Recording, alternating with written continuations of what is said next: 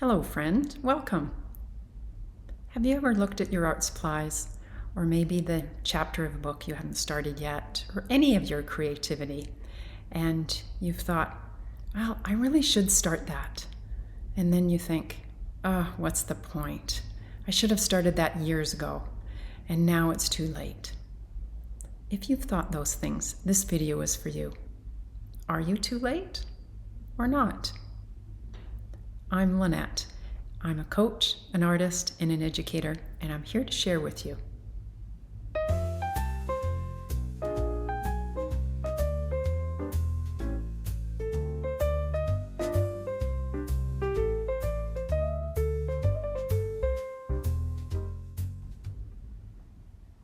And before we dive deeper, if you're ready to reconnect with your creativity, I'd love to invite you to my free guided art workshop. It's a wonderful way to begin and to reconnect with your creativity. And there's no pressure, no judgment. The link's below, and I'd love to see you there. So with this topic of being too late, I used to think it was too late for me. I spent years building a business, managing responsibilities, juggling deadlines.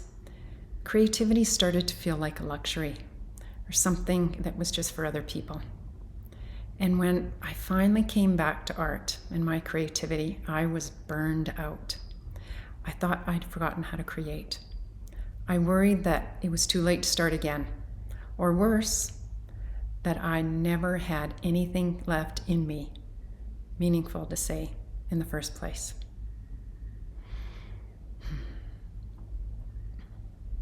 But slowly, I realized something powerful.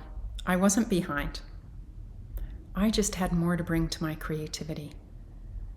Life, it had been shaping me, giving me perspective, resilience, and a deeper well to create from. And when I let go of that pressure to be good enough or fast enough, my creative voice, it began to return. And here's what I'd like you to know. You are not too late. You're actually bringing more to your art and creativity right now, not less. You've lived. You've gathered wisdom and stories and emotions and nuance. I love the word nuance. That subtlety, the depth, the quiet layers that only life can teach you. It's the emotion behind a brushstroke, writing the next word in a novel, the meaning behind a certain color. It's the stillness in the moment that you choose to express. And the more life you've lived, the more nuance you can bring to your art. And that's not something you can rush. That's something you earn. And you might even look back and feel frustrated, like you wasted years that you didn't make art, or you didn't write the book, or you didn't do something creative. But what if none of that time was wasted? Maybe all those seasons, the busy ones, the lost ones, the healing ones, were actually preparing you. Parenting, working, caregiving, burnout, grief, they all leave impressions on us. And those impressions become part of your creative voice. You didn't lose time, you've lived it. And now your creativity has so much more to say. And let's talk about what late really means. Because most of us carry that word like an ache inside of us. And there's more than one way to look at it. And I'm going to offer you 3 different perspectives. All of them, they are true, and all of them are freeing. The first is late is a false deadline. We often treat creativity like a race. It's something you're supposed to start early and master quickly, but that's a myth. Creativity is not linear. It's not a checklist. It's a spiral. It's a rippling out. You return to it again and again, and each time it's from a new depth, from new experiences within you. And all those lived experiences add to it. When you come back with openness, creativity meets you right where you are. There's no finish line. There's just the next honest step. And a second way to think of late is readiness. And sometimes it's not that you missed your chance, it's that you have finally arrived. There's a younger version of you that may have wanted to create, but you didn't yet have the space or the safety or even the self-trust. And maybe your creativity needed time to root, and it needed that time to just be nourished before it could bloom. And late implies that you're behind, but you're ready now. And readiness is everything. You're not late, you're just becoming. And there's a third way to look at late, and it is as comparison. And I'd like you to ask yourself, late compared to what? Most of our pressure comes from comparing ourselves to this invisible timeline or to others, the social media, which is really bad, and what age you're supposed to start. When is it too late?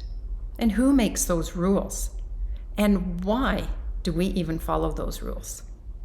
Your creativity is not on anyone else's clock. It doesn't care how old you are, it just wants to be heard. Now, as you are. So the next time that you hear that voice whispering, "It's too late," try responding with this: "No, I am right on time for who I am becoming."